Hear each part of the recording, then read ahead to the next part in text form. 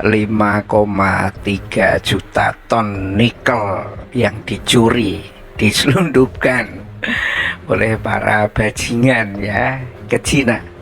Ini dibongkar tampaknya oleh Faisal Basri, ekonom senior kita yang banyak mendapatkan bocoran bahkan informasi intelijen perdagangan. Dan ditemukan data 5,3 juta ton nikel diendus praktek ekspor ilegal nikel dari Indonesia ke Cina. Jadi 13 tahun dari tahun 2022 habis biji nikel kita, dan baterainya belum ada. Dan sekian 90% disedot ke Cina. Penyelundupan 5,3 juta ton nikel yang sebetulnya dilarang sejak 1 Januari 2022 itu 1 Januari 2020 itu masih tetap berlangsung, dan pelakunya itu menteri, bahkan mentu sendiri. Luar biasa ini ya. Di Indonesia ekspornya sudah ditutup, tapi ada yang terkirim ke sana. Bahkan tahun 2022, nanti kita bisa cek datanya Bang Rio, itu ada sekitar 1 juta ton. Asik. 1 juta ton. Iya. Cadangan kita hanya 21 juta ton.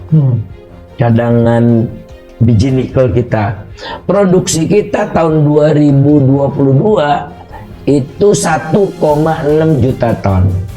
Jadi kalau ini kita kaitkan dengan tahun politik, ini ketemu nih Bang, yang disebut dengan green financial crime. Jadi kejahatan terhadap sumber daya alam. Ini kalau semuanya ini kita dijadiin satu kata, apa namanya disebutnya? Kita budak Cina. Kita budak Cina.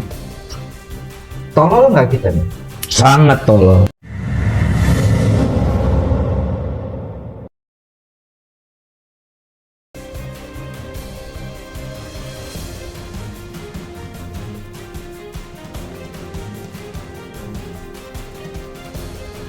Diungkap Faisal Basri, 5 juta ton biji nikel diselundupkan ke China, dikutip dari republikmerdeka.com.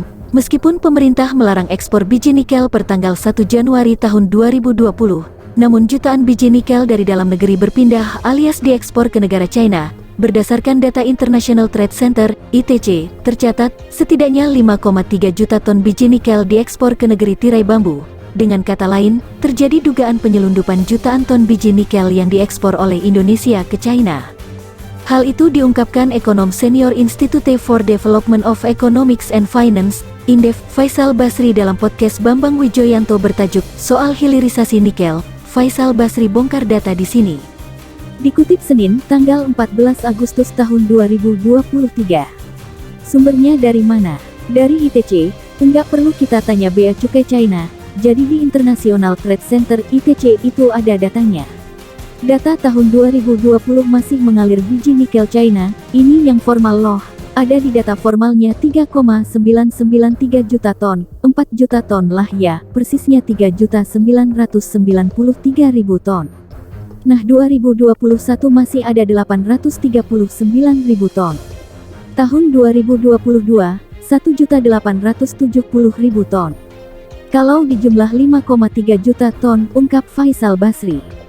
Faisal mengaku, pihaknya sudah menyerahkan data dugaan penyelundupan jutaan biji nikel yang diekspor China tersebut langsung kepada Komisi Pemberantasan Korupsi (KPK) hingga kementerian terkait, dalam hal ini Kementerian Koordinator Bidang Maritim dan Investasi, Kemenko Marves, Luhut Binsar Panjaitan dan Menteri Investasi Bahlil Lahadalia. Saya sudah share ke KPK juga. Sudah sampaikan setidaknya kedua menteri secara langsung. Tatkala bertemu, saya kasih dokumen kertasnya, fisiknya, supaya diskusinya lancar.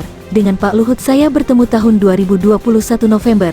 Saya tunjukkan data selundupannya, kata Faisal. Namun begitu, ia menyayangkan Kemenko Marves justru berkilah atas adanya dugaan penyelundupan jutaan biji nikel ke China. Anak buah Luhut berkilah bahwa itu bukan penyelundupan, melainkan masa transisi. Stafnya deputinya mengatakan belum tentu selundupan boleh, jadi ini transisi, Kan diumumkan tahun 2020 mungkin ada transisi, waktu diumumkan nikelnya sudah di pelabuhan, gitu-gitulah. Tapi intinya menyangkal penyelundupan itu, sesal Faisal. Padahal, lanjut Faisal, data yang dimilikinya sama dengan data Kemenko Marves, yakni dari International Trade Center, ITC, itu ada bahwa tercatat biji nikel telah diekspor Indonesia oleh ke China. Meskipun ironis, pada Badan Pusat Statistik BPS justru tidak ada sama sekali data ekspor biji nikel Indonesia ke China. Datanya sama, data saya dengan data kantor Pak Luhut, sama. Sumbernya dari mana? Dari ITC, pakai data BPS. Nol datanya. Nah, tapi kan kita bisa lihat juga impor China dari Indonesia, dari bea cukai China. Nah disitulah keluar datanya pungkasnya.